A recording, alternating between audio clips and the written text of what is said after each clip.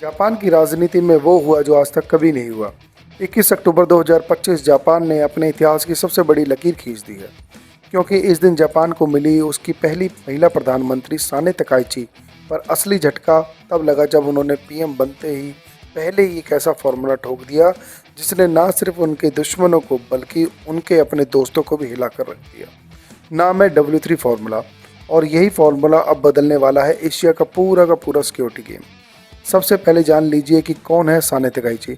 दरअसल यह जापान की पहली महिला प्रधानमंत्री है, लेकिन सिर्फ इतना कहना बहुत छोटा होगा, क्योंकि यह महिला शिंजो आबे की राजनीति विरासत की सबसे सटीक झलक मानी जाती है। उनका रिकॉर्ड बताता है कि वह राष्ट्रवादी सोच रखती है, प्रो डिफेंस कैंप से आती है और हमेशा यही कहती रहती है कि जापान को अब युद्ध न करने वाला देश नहीं बल्कि तैयार रहने वाला देश बनना होगा।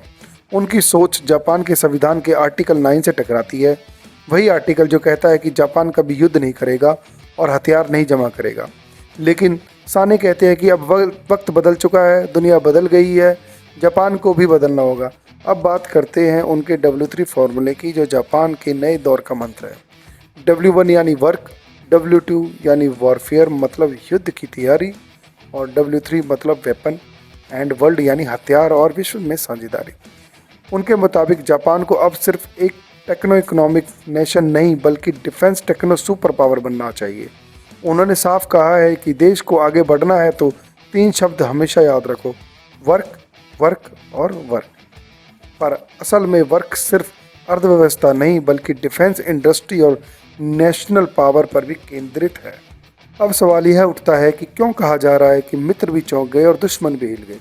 क्योंकि जापान के यह कदम अब पुराने नियमों के खिलाफ होते जा रहे हैं।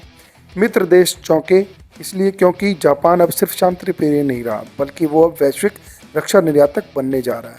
दुश्मन देश क्यों डर रहे हैं, जान लीजिए। क्योंकि चीन और उत्तर कोरिया के लिए अब जापान एक बड़ा डिफेंस थ्रेट बन जाएगा।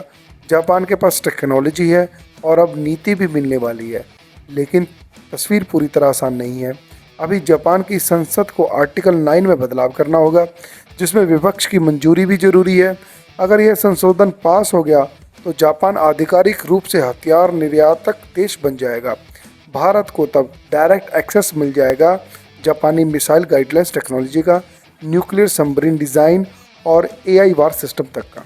खैर, जापान की नई प्रधानमंत्री साने का यह W3 फार्मूला दुनिया के लिए सिर्फ एक नारा नहीं बल्कि एक नया युग है, जहां जापान फिर से शक्ति की राह पर लौट रहा है, जहां भारत जापान का गठजोड़ और गहरा होगा, जहां एशिया की पावर बैलेंस एक बार फिर से बदल जाएगी।